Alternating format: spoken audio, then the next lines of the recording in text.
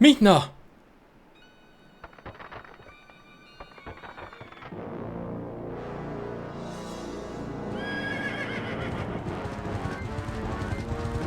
Oh oh, seine Phantomgunnens!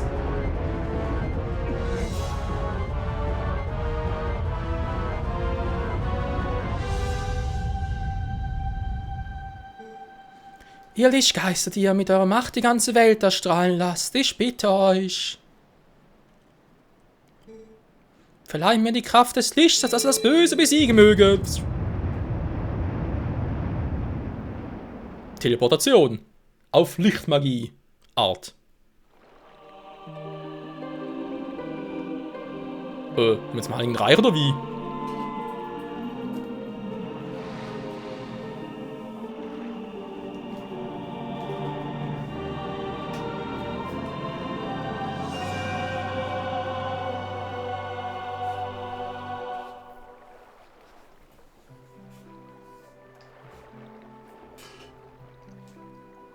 Michael. Ja? Du bist der auserwählte Held. Tja, da bist nicht die Erste, die das sagt. Leih auch du mir deine Kraft für diesen letzten Kampf. Natürlich. Für Midna, für all unsere Freunde, für Hyrule und natürlich für unsere Zukunft.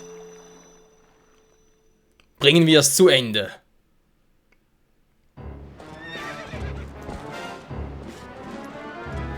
Bei den Versuchen kann Loves Weg, um mir meinen Lichtpfeilen zu verlangsamen.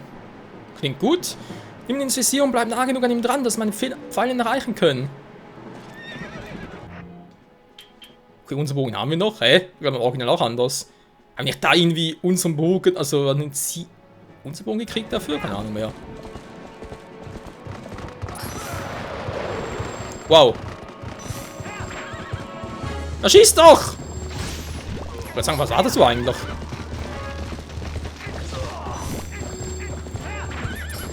So, die Phase. Ihr seht, es könnte interessant werden, vor allem wegen seinen verdammten Phantomgunnens. Die habe ich noch ziemlich doof in Erinnerung. Schon wieder welche. Ja, die können einen ziemlich den Spaß verderben. Das Beste einfach wirklich nah an ihm dran zu sein, weil sonst ist es ziemlich schwierig, den auszuweichen. Ja, jetzt wird er gejagt zum Jäger. Verdammt. Hat er gar keine Chance gegen uns, wa? Das war's schon? Willst du verarschen? Aber im Original sehr viel schwieriger in Erinnerung. Sehr viel schwieriger. Naja, ich bin halt der auserwählte Held. Das ist natürlich klar gewesen.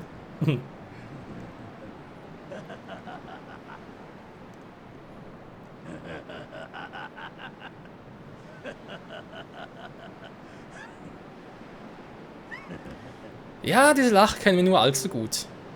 Aber genug gepalavert. Ich habe nur einen Wunsch. Mit dieser schändlichen Klinge will ich alles Licht der Welt endgültig zum Erlöschen bringen. Klar, ist eine Lichtklinge, du Arsch.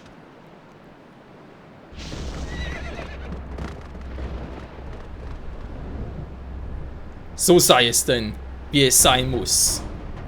Held gegen Dämonenkönig.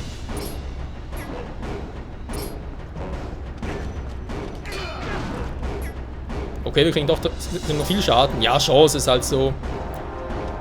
Man kann es jetzt einfach machen, vorne einfach auf die Chance warten, einfach nur dann angreifen, weil das gewinnt man eigentlich immer.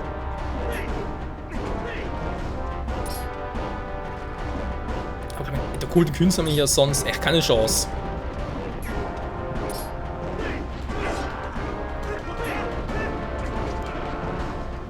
Hallo, hier die Angel. Guck mal. Nö, ich glaube, die Angel klappt nicht mehr so wie früher. Hey, willst du mich verarschen?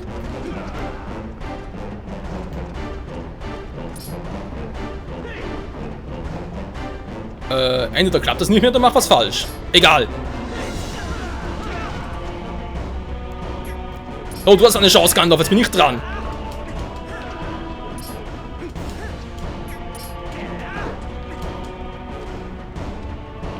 Ja, kann nur her.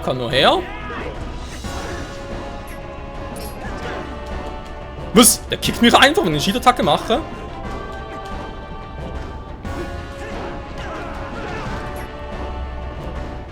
Noch ein Herz, wohlgemerkt, Freunde. Ja, doch, man sieht's. Also Rundumhieb klappt doch teilweise, alles andere wirkt gar nicht bei ihm. Oh! Mit dem blauen Herzen wirkt ja!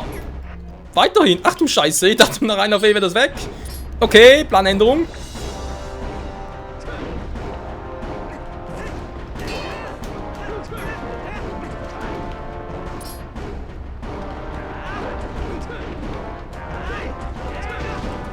Natürlich im Flug erwischt, war ja klar.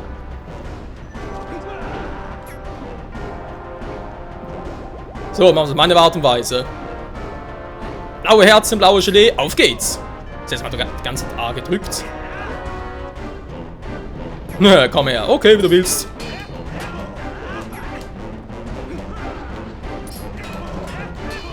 Ich hatte ihn fast. Wer braucht schon eine Chance, wenn er Skill hat?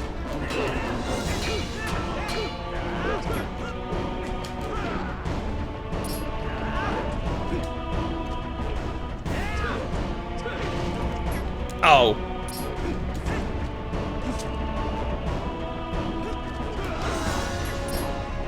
Und der Flasche abgeblockt. Okay, das war neu, dass es wirklich klappt. Hä, wieso klappt das nicht? Ich drücke ja A. Ich muss ohne irgendwie... Ich versuch's mal anders, wa? Weil natürlich will ich es mindestens einmal schon sagen, wie es klappt. Aber ich drücke jeweils A, Leute. Ohne Scheiß. Ich muss echt ohne anvisieren. Mal gucken, wa?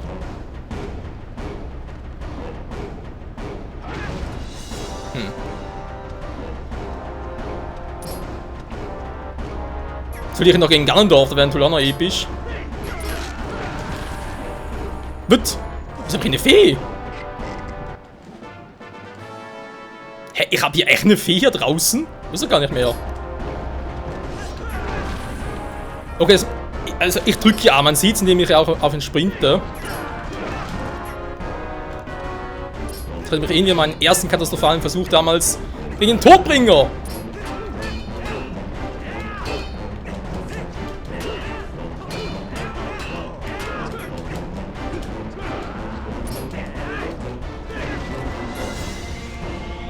Ja genau, das meinte ich gerade. Du bist so klein, Link.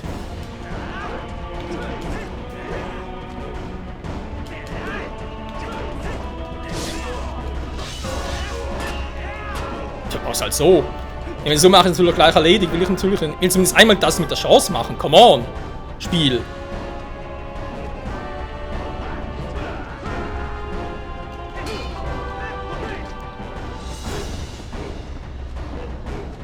Ich glaube, das mit der Chance nicht, hä? Wenn ich gedrückt halte, klappt es. Wenn der einmal drauf drückt, klappt es auch nicht.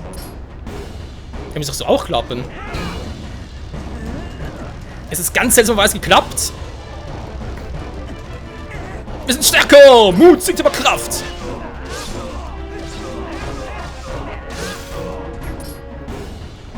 Ich wollte gerade sagen, mit Todbringer, Fangstoß, vielleicht wie früher. So, was anderes. Ich mache es auf meinen Style. Ich mache es auf die schwierige Art und Weise. War ja super Hardcore-Modus, war ohne diese Chance zu machen.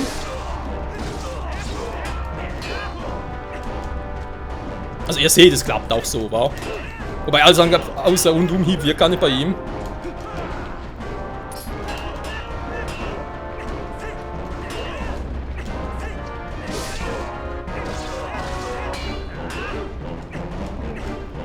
Wobei mir natürlich frage, warum wirkt der Rundumhieb teilweise? Er macht gar nichts anderes. Weil ich so klein bin?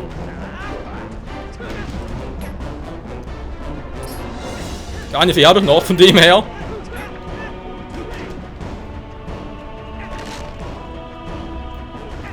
Das ist keine Wunder.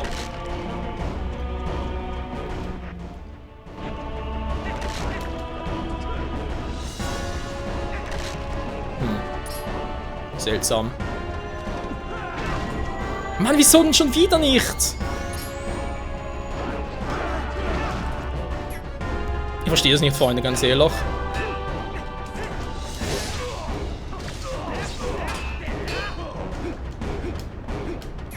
Vielleicht kann man ihn sogar am Schluss nur mit der anderen Attacke halt besiegen. Was steht hier da mit der Chance?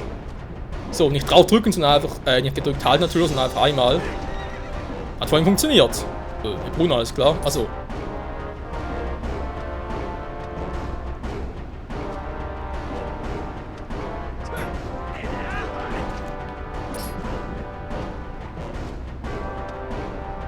Ja, komm mal, das macht jetzt so spannend.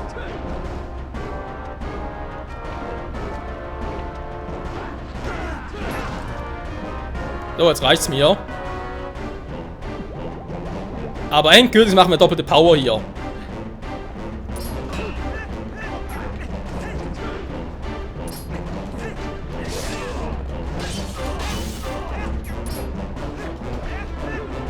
Da geht's da zu Boden, aber wir kriegen nicht hin.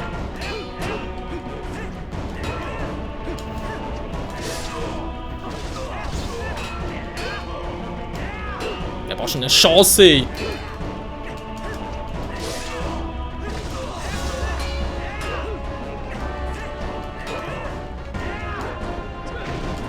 Autsch! Ja, Shangen kriegt wieder weg. Das ist ja dummerweise. Wenn du aufgeputscht bist, einmal Shangen kriegen, nachher bist du wieder weg. Da habe ich gerade eine Frage. Und Umhieb, klappst du wieder mal? Das ist ja viel zu großer Typ. Zweimal ging er schon zu Boden. Kriege ich noch ein drittes Mal hin? Also, wäre peinlich, wenn nicht.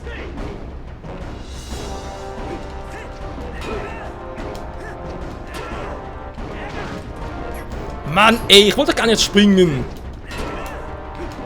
Ich vermisse die Wii-Steuerung.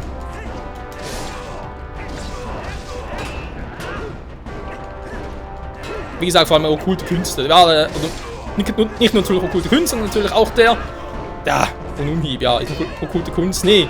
Eine super Attacke hier. Wirbelattacke, so. Jetzt macht er schon wieder. Ich drücke zur Seite die ganze Zeit. Alter, hör auf zu springen, Link. Das will er doch gar nicht.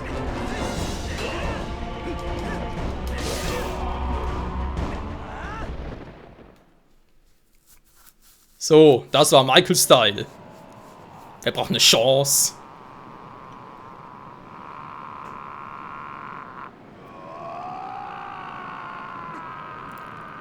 Okay, den Schrei kann ich verstehen. Das muss ziemlich wehtun.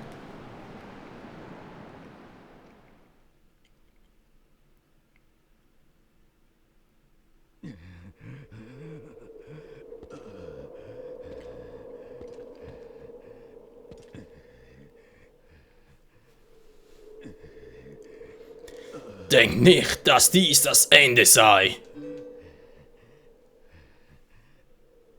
Die Geschichte von Licht und Schatten in Blut geschrieben werden. Und ich werde wiedergeboren werden. Typ, vergiss es.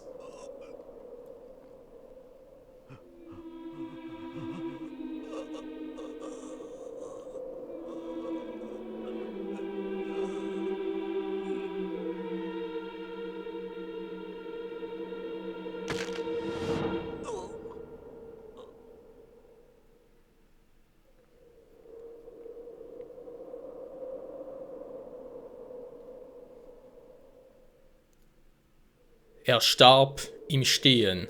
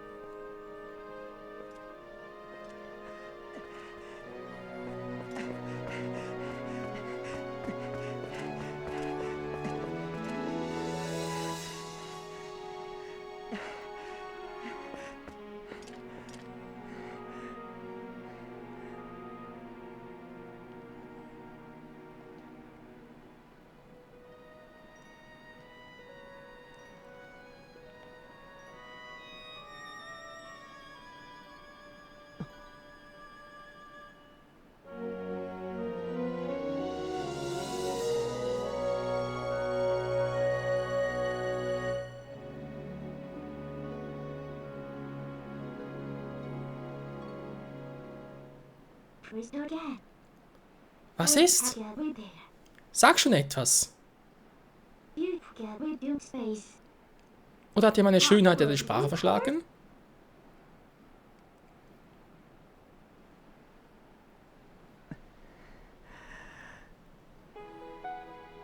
Ja, aber hallo sowas von. Und da kommen auch schon die Credits zum Spiel von Twilight Princess HD. Ja, sorry für das am Schluss noch ein bisschen rübergequatscht habe bei Impa sage ich schon, bei Mina, weil ich habe nicht mehr so sicher, ob sie schon fertig gequatscht hat oder eben auch nicht. Oh Mann, was ein episches Finale. Also episch, weil es halt ohne einmal die Chance gemacht habe zum Zeigen und sonst nicht mehr geklappt hat. War von dem her echt seltsam. Kann man, glaube ich, so durchaus formulieren. Und dann natürlich die Schlusssequenz von wegen Gandalf irgendwie Triforce weg, warum auch immer. Dann Zanto in Geistgestalt, knick die Knack und bei Gandalf Natürlich die Frage, was war das irgendwie symbolisch gemeint? Oder Zanto irgendwie gerade wirklich, also war er es, der Gandalf getötet hat? Wir wissen es nicht, werden es vermutlich auch niemals herausfinden, doch das tut jetzt nichts zur Sache. Ein episches Abenteuer geht zumindest gemäß Hauptstory zu Ende. Und dann natürlich ist es Zeit für mein kleines Fazit. Twilight Princess, ob jetzt HD oder nicht, ist einfach ein Spiel der Zelda-Reihe, das jeder Fan gezockt haben muss. Nicht nur, weil es natürlich die, sage jetzt, also für mich persönlich halt Hauptstoryline mit Triforce, Gandalf und Todbringer herum, etc. etc. mit Link und Zelda natürlich weiterführt. Nicht sondern natürlich auch, weil es einfach geniale Elemente hat, nicht nur storybedingt, sondern eben auch Sidequests. Und die Story war jetzt hier, ich meine klar, es ging natürlich wieder mal ein bisschen ums Triforce, wie eigentlich meistens, wenn es um Gandalf, Link und Zelda geht. Aber trotzdem hatte hier vor allem die Schattenkristalle und das Schattenreich seinen Vorzug. Und eben auch die ganzen anderen, wie soll ich sagen, eigentlich kleine, ja, wie will ich denn jetzt echt sagen, kleine Anekdoten, kleine Seitenhiebe. Mal wiederum, ja, Rassendraht, den man bereits kennt, und dann wiederum Hylianer, die ganz neue Rollen haben und alles ein bisschen vertieft, auch die Kronen sehr viel intensiver dabei. Dann denkt man sich, jo, Kronen, zweites Gebiet, zweiter Tempel abgehakt, die kommen nie mehr vor. Aber denkst du, und dann irgendwie der Sprung wieder vom 6. Tempel und so weiter. Ne, war glaube ich sogar der 7. oder 8. Sprich, wenn es dann um Kumula ging. Gut, Kumula ist natürlich auch so eine Sache, wie dieser neuen Spezie eingeführt wurde. Naja. Was natürlich, ich muss erstmal alles positiv abhaken. War einfach alles saumäßig geil. Das ist eigentlich alles, was ein Zelda-Spiel ausmacht. Eine epische Story, coole Sidequests, die in sich natürlich alles ein bisschen schlüssig waren. Neue Elemente, vor allem mit dem Wolf-Link, wenn man so sagen möchte. Und dann Sidequests wieder mal das übliche mit Sammeln, diesmal die Geisterseelen. Dann natürlich jetzt neu die Stempel in der HD-Version und dann die Goldinsekten. Oh, da unten fehlt eine Truhe. Hast du das schon mal? Da ist sicher ein Stempel drin. Der war garantiert noch nie. Ach ja, natürlich, ja, wir haben jetzt hier mit Elia im Prinzip einen Charakter, der eine starke Konkurrenz zu Zelda hat. Gut, Midna im Prinzip auch, aber ein anderes Thema. Ob Midna und Link irgendwie mal gehören würden. Ne, hier echt mit, also Zelda, Link, war hier echt nur ein bisschen am Rande. Natürlich von dem her auch interessant, Zelda, eher so am Rande, aber trotzdem eine Schlüsselfigur. Ich muss sagen, alles in allem hat Twilight Princess echt richtig gemacht. Alle Elemente geil zusammengefügt und die meisten davon natürlich auch logisch. Ja, die meisten, wie gesagt, das vor allem dem Triforce kam da auf meinen Geschmack ein bisschen zu kurz. Und dann natürlich die Geschichte mit Zelda und am Schluss noch mit Zanto und so weiter. Das wurde meiner Ansicht nach ein bisschen zu wenig erklärt. Klar, es war alles episch und so weiter, alles gepasst, wir hatten mit Midna einen coolen Hilfscharakter, mit dem, ja, um den sich natürlich auch eine epische Story gebildet hat, aber trotzdem irgendwie haben wir da ein bisschen was zu Zelda. Generell mit dem Triforce und so weiter noch ein bisschen gefehlt, aber gut, das ist ein anderes Thema. Wird vielleicht dann auf der Zelda View bzw. NX noch weitergeführt, weil die Wolf-Link Amiibo, die es ja hier zu Twilight Princess HD gab, die wird noch für Wii U NX-Version wichtig sein vom neuen Zelda-Spiel. Offenbar, angeblich, werden sehen, wie es genau sein wird. Was ich persönlich auch noch sehr vermisst habe und eben noch werde, das war im Original so, aber der HD-Version natürlich auch, ist einfach die Magie. Die Magie-Leiste, dann die Feuerpfeile, Eispfeile, gut, Lichtpfeile am Schluss, die waren nur für Zelda exklusiv. Oh, die lieben sich gerade, ich bin natürlich auch ein bisschen weg davon. Ja, Entschuldigung, auch das natürlich mit dem Yetis hier und die Tempels generell. Ich meine, klar, es waren wiederum einfache Tempel, mehr oder weniger. Vor allem die Endbosse gelten in Twilight Princess eher als die einfachsten aller Endbosse. Trotzdem war jeder auf seine eigene Art und Weise cool und ja, mit dem Endboss, sag ich mal, mit den Masterschlüsseln die waren auch immer ein bisschen unterschiedlich. Ich denke mal, musikmäßig muss man da nicht mehr großartig was dazu sagen. Da ist generell typischer Zelda-Hardcore-Style, der passt einfach immer wieder. Schön. Einfach nur super, was ich jetzt hier gerade noch gesehen habe, in den letzten paar Parts, vor allem bei der HD-Version. Ich habe das Gefühl, die Entwickler haben da ein bisschen geschlampt teilweise. Also ich meine, ja natürlich, wenn du das HD rendern willst, ich meine von Gamecube auf Wii U jetzt, gewisse grafische Elemente waren dann doch ein bisschen nicht so sehr ausgefallen. Man hat teilweise irgendwie die Renner zu stark gesehen oder ein bisschen zu sehr verpixelt. Ich glaube, das war vor allem vorhin, wo Ganondorf Midna besiegt hat und ihren Helm zerdrückt hat. Da haben wir, glaube ich, vor allem sein Pferd ein bisschen, einen Rahmen, sage ich jetzt mal, die Konturen waren ein bisschen zu sehr verpixelt. Aber egal. Ja, Twilight Princess, vor allem jetzt würde ich mal sagen, die HD ist sicher eine meiner Lieblings-Zelda-Versionen. Für mich persönlich sind die aktuell Skyward Sword, Twilight Princess und Ocarina of Time in der Top 3 von allen Zelda-Spielen. Ich würde sagen, es ist immer noch so, dass Skyward Sword einfach Nummer 1 noch ist, mehr oder weniger noch ist. Ja, schwierig zu sagen, ganz ehrlich. Weil, um es mal so zu formulieren, alle 3 Spiele eine epische Story. Skyward Sword ist einfach noch ein bisschen, ja, wegen der Steuerung. Die Wii-Steuerung war vor allem ein bisschen zeitweise, ein bisschen sehr unhandlich und dann... Oh, wir kommen schon zum Ende. Also gut, es ist Zeit, Abschied zu nehmen.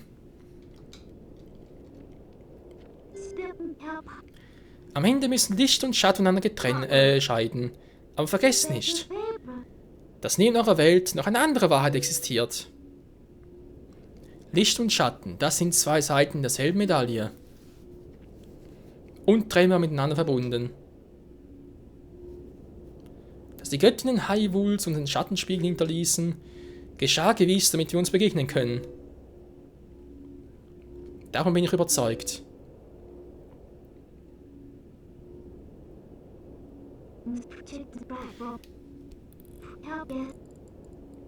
Wenn das wirklich die Göttinnen Hyrules waren, mit denen hatten wir es vor allem bei Skyward Sword ziemlich stark zu tun.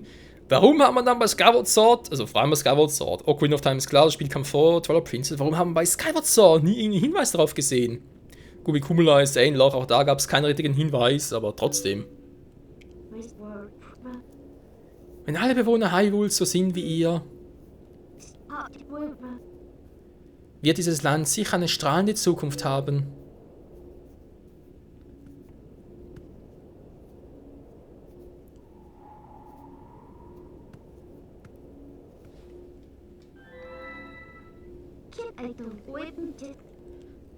Ich danke euch von Herzen. Und ihr habt es ja selbst gesagt, solange der Schattenspiegel existiert, ist der Weg offen zwischen unseren Welten. Michael.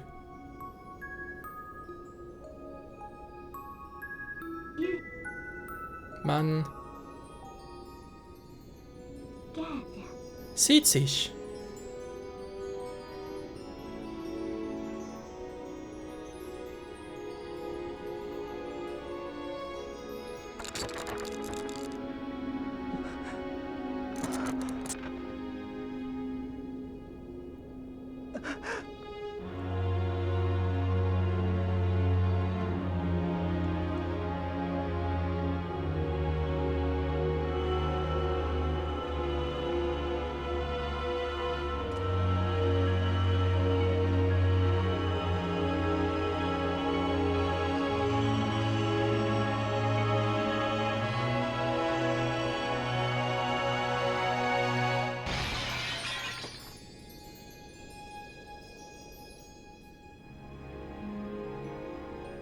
Zerstört.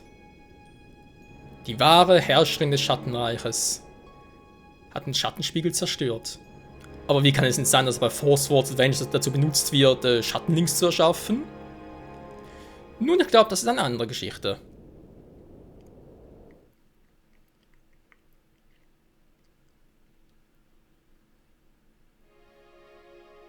Und die Credits gehen weiter. Ja, noch ganz kurz wegen meiner Top 3, was ich gerade erwähnt hatte. Ja, Skyward Sword, natürlich, es ist der Anfang der Geschichte, deswegen muss es natürlich episch sein, aber es gab eben doch ein paar Elemente, vor allem die Tempel waren zu kurz und mit dem Verband natürlich war ein bisschen übertrieben, wie oft man den Plan machen musste. Generell mit den Schweifers sind ja doch ziemlich geil. Aber auch wie die Welt zusammengefasst war. Ich meine, du kannst auch hier bei Twilight Prince kannst du von einer Welt oder eher von einer Region zur anderen hinübergehen, ohne großartig irgendwie die Karte wechseln zu müssen. Das ist aber Skyward Sword ein bisschen schwieriger. Also war kein nahtloser Übergang, keine offene Spielwelt. Gut, natürlich hast du hier auch wieder so Szenen, die du halt einfach durchmachen musst. Aber gut, das ist ein anderes Thema. Ich würde sogar sagen, dass ich jetzt wegen meinem Vergleich zur Top 3, weil ganz ehrlich meine Top 3 gerade erwähnt habe, das, naja, kann man sowieso nicht. Also, müsste ich ein eigenes Video dazu machen. Ganz ehrlich, sowieso zu meiner allgemeinen, vielleicht sogar Top 10 Liste Zelda-Spiele oder alle Zelda-Spiele mal auflisten und dann sagen, je nachdem, welches davon mein Lieblingsspiel ist zurzeit, welches nicht, warum, etc. etc. Das passt natürlich nicht unbedingt hier rein, aber ich kann natürlich schon mal so weit sagen, Twilight Prince gehört sicher zu meiner Top 3 Liste. Vor allem wegen epischen Story-Modus, viele Sidequests, vor allem ein Story-Modus, der sehr, sehr überrascht, viele Wendungen in sich trägt. Ja, ist eigentlich echt so, du kannst dir von Anfang an sagen, jo, der Richtung wird das Spiel verlaufen und plötzlich, nein, stimmt gar nicht, geht in eine andere Richtung. Natürlich ganz Bezug zur Vergangenheit, so Queen of Time und ja gut, Skyward Sword natürlich auch, war. Aber generell so Queen of Time. Gut, das gleiche Timeline. Dem Helden, ne, also quasi unserem Vater oder dem Helden der Zeit, der uns alles beigebracht hat, war sowieso total episch und ach ja, Zelda-Fan mussten das Spiel einfach lieben. Geht gar nicht anders. So langsam durch hier, oder? Ja, langsam schon, war. Gut, dann schon mal langsam durch. Ich kann noch erklären, wie es weitergehen wird. Das war fürs Erste der letzte Part des Skyward Sword. Twilight Princess HD, Entschuldigung. Und zwar aus dem Grund, als nächstes werden, wie gesagt, noch das Komplettieren kommen. Das heißt, das Angeln, verschiedene Fische halten noch, das mache ich sowieso erst ganz am Schluss. Oder ich hoffe, es muss noch gucken, wie es aussieht mit der Zeit. Aber das folgt noch, dann fehlt noch der letzten Stempel.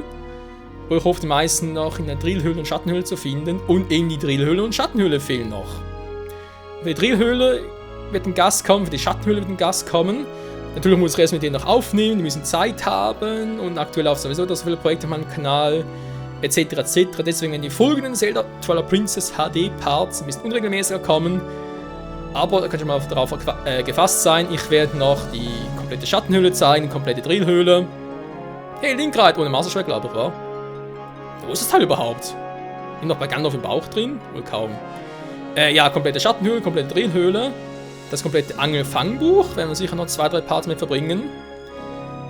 Und die kompletten Stempel. Jo. Das steht uns noch bevor.